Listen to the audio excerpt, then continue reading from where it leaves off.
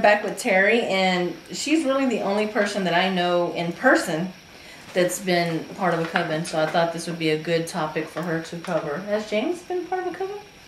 No. So the question is covens, yes and no's. What do you think about covens? Because there's been a lot of talk that because of certain covens, I believe, that was going around, online covens was a real big issue for a lot of people. Mm-hmm.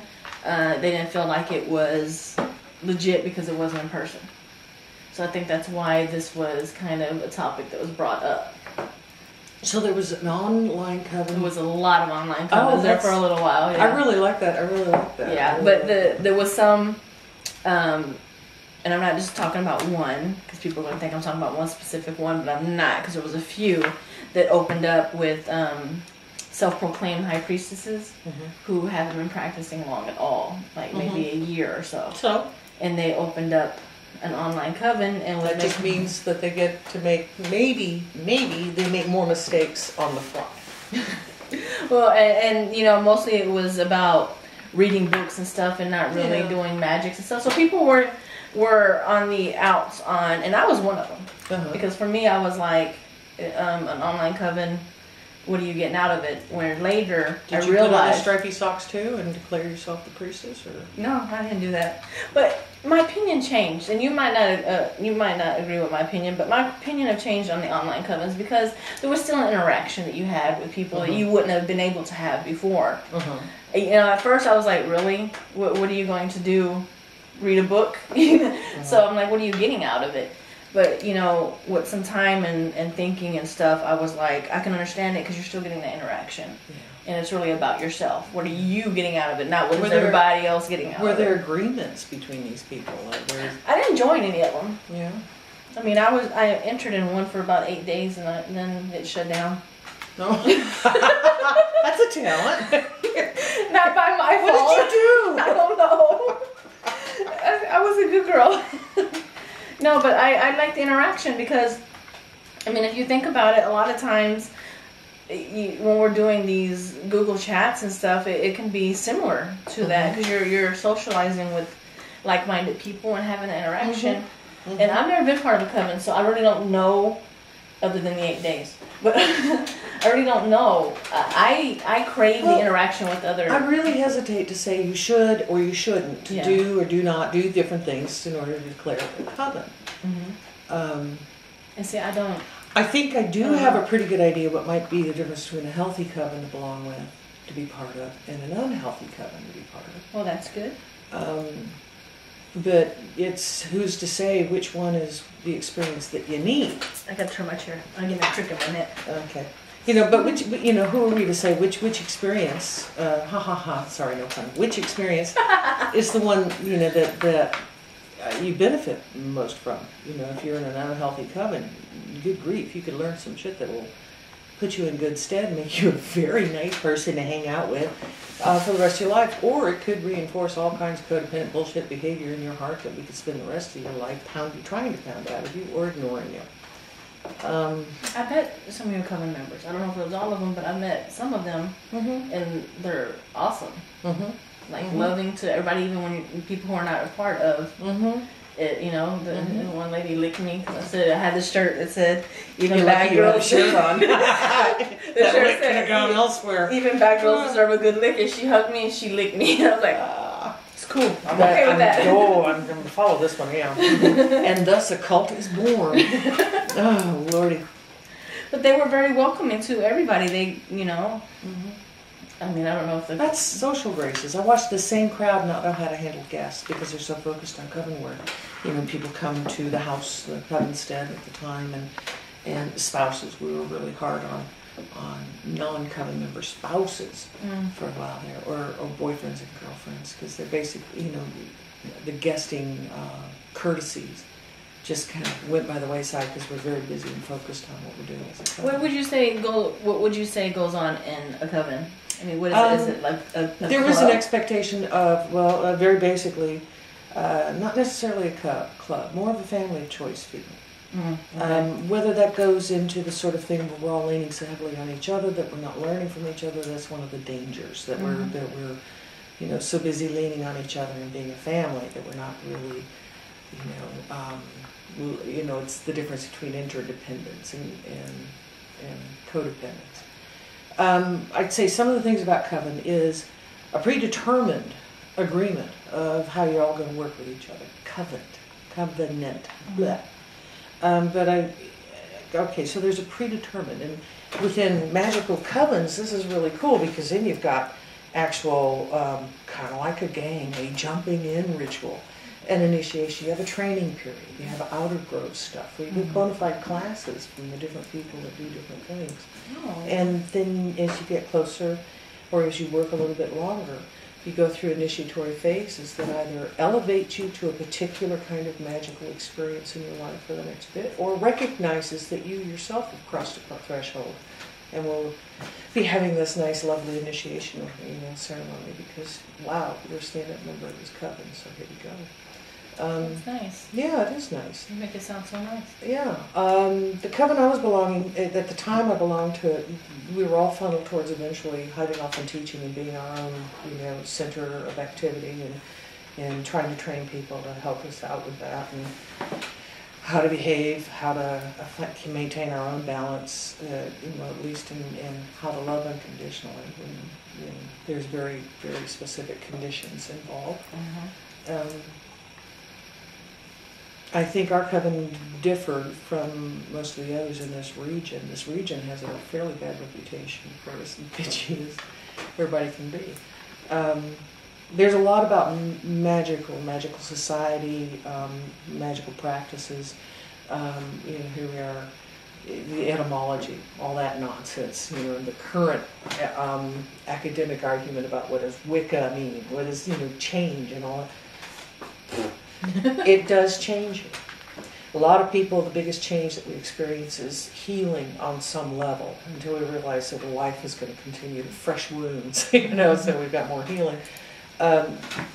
Healing is very, very seldom anything less than very messy. And especially emotional healing, social healing, spiritual healing. And so many people together. And the Dallas-Fort Worth region has a really nasty reputation for years of people doing really nasty things to each other in the process of their own healing. They're getting, just ego, turf wars, not very mature, grown-up things to do. And I didn't choose my coven necessarily for this. I was just very blessed that it was exactly where I needed to be. That sure, we had our issues, but our issues didn't go beyond our confines. It's like brothers and sisters. You're going to have issues. Oh yeah, absolutely. You love them, but you didn't hear about it out there. Mm-hmm. We kept our business, and we worked a system of honor. Not to say others didn't as well. Yeah, but we're just referring to your experiences. Mm-hmm. We're not bashing the other ones. Just put that out there. No. However, you know what so-and-so knows. Just kidding. Yeah, we did our fair share of, we stayed pretty honorable with things, and we had our fair shares of ups and downs and growth, and I'm no longer part of the coven. We went through a bad bash, and it was dangled in front of my head. So much of my time was wrapped up with the people of this coven that during a series of disagreements, it was like my way or the highway, and you said goodbye to all the people you know and love. That was just one person out of 30. Mm-hmm. And I knew in that moment that any tinge of blackmail of any kind, didn't matter how long my time was vested. It didn't matter. I loved every one of them. Mm-hmm. See ya. Yeah, and you can still see the love that the ones that I have met have for you. Mm-hmm. So I didn't know when I left. I think it's cool you're running with one of them. Yeah, I didn't know when I left that I would still be able to maintain those kinds of ties, but I knew that it was necessary, just for my own ethics, my own honor. And it was because it's, for as far as I'm concerned, one of the basic differences between a coven and a cult. How was this? Yeah. When you said those little things, I was thinking Jehovah's Witnesses. And ain't nobody ever stood up in the middle of any coven I know and said, "I am Jesus Christ." No, so we're definitely not a cult. But, what about spell workings and rituals and stuff? it has to be awesome to have a whole group of people to, you know. Oh yeah. We had a section of our circles. It was other magics. You know, way down at the end, we have our own magics, you know, our own group magics. You know, we had our own rumors out in the community about where we had to be tie-dyed to get in there with all, you know, not just a bunch of aging hippies. We had some puppies too. Come on. Yeah, we did group magics together.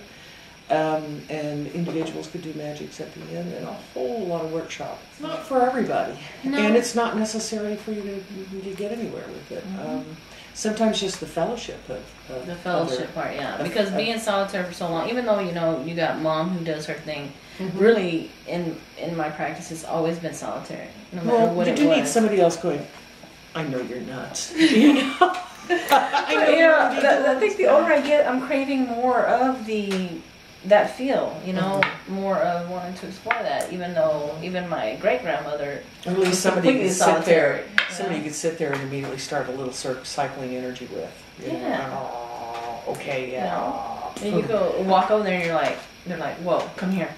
Come here, I got you. Come on. You know, and I don't have that. So it's like the older I'm getting, the more I'm starting to crave it. How Covens form is not necessarily, they've always been there and there's somebody with a checklist going, you want to be in? Okay, we'll put you down for, you know, on Tuesday next, doing an initiation, fast for 3 days, see ya. Fast? Oh, I'm in trouble then. No, there's an organic aspect to the way Covens form. You know, the simple sense of, you know, 2 people and then 4 people, and you know, just getting together and stuff starts sparking and happening, and a natural hierarchy that somebody stands up in the middle and says, okay, I'm declaring myself the priestess of this group. Or it's more likely everybody goes, you be the priestess. No, you be the priestess. Okay, I'll be the priestess. Forming a coven is easy. It's surviving a period of time with the coven, surviving people growing up and healing within a coven, and everybody coming out the other side. I mean, heck, we're barely focused on whether or not we're crazy. Can we fix that? Do we Who wants to fix crazy? Yeah. Crazy is the new normal. Well, as long as crazy isn't sitting around bawling all the time. Well, there's definitely pros and cons in it, and it just depends on yourself. It can eat up all your time. You can get so group identified that, you know, you wake up one day and realize, you know, I'm playing junior Nazi games. You know, it's just. Or you can find a blessed group and actually be good with it. There's more and more. I find it used to be we'd go to the witchy shops. There'd be a bulletin board, and you can find different campouts that were going on, different classes that were going on, and just keep mobile. Hit meetup, look for different gatherings for different purposes, but stay mobile. I refer a lot of people to meetup, and a lot of people will come back and say, you know, I was very uncomfortable. Everybody was staring at me, and I'm like, what do you think is going to happen? They're trying to see what you're about, you know? I mean, that's what I do at almost every function at the fellowship. I sit back and watch first. Oh, there's a formula for that. If you want to just sit back and watch and run with your shields up so you can see, get a cup, hot water, and a tea bag. And you sit there and do that tea bag, and it's a bubble shield. Hey, and you can sit behind that tea bag and observe. But you have to swirl it, and you have to consciously, just a little shield. I want to check you guys out. That's how humans meet and greet. Unlike doggies who go right for the business card. Yeah, I don't suggest going to a meetup and smelling people's asses. Might come off the wrong way. There's a meetup for that. Probably it. That pretty much covers what we can discuss about it, and I don't. Scott Cunningham and his solitary practitioner cracked it wide open. I'm sure there are specific magical things that you really do want to be initiated to, trained to, and be initiated to. But these spiritual workings that we're doing, the happy hedgerow witchy stuff that we're doing, experiential stuff, educate yourself, sure, recommend it. But as much as no, you don't need to be initiated by somebody else to come up in this world. Same thing goes for, no, you don't need to be part of a coven. At least, you know, maybe perhaps especially until you develop a little bit better sense of yourself, so that you can benefit from a coven instead of taking hard lessons to heart. But, heck, if you're that wide open for a hard lesson from a coven, the Glee Club in high school probably chewed you up and spat you out too. Alright guys, so if you have any questions or comments, leave them down into the comment area down yonder. And Tequila will show me what my darn whatchamacallit on YouTube is. Yes. Yes, so if you get a response from someone in the area of the name of Terry, that's her. So hopefully she will go on there and respond to your comments and all that good stuff. She's going to, because I'm going to keep sending it to her Facebook until she has to. They feed me occasionally, so they've got, Got you. Yeah, they've got me right where I live. So in exchange for a plate of spaghetti. Ooh, but that's so good, was it? Oh my God, yeah. We still have some leftovers. You do. All right, I'm hungry. It's way past dinner time. So I will see y'all guys at the next one. Thanks for watching and blessed be. Love you, bye.